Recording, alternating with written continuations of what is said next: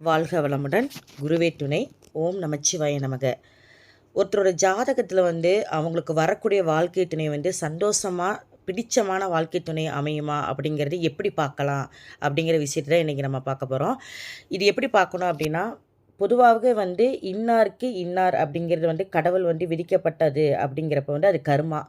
நமக்கு இந்த மாதிரி ஒரு கேரக்டரில் இருக்கக்கூடிய வாழ்க்கை துணை தான் வரணும் அப்படிங்கிறது விதி.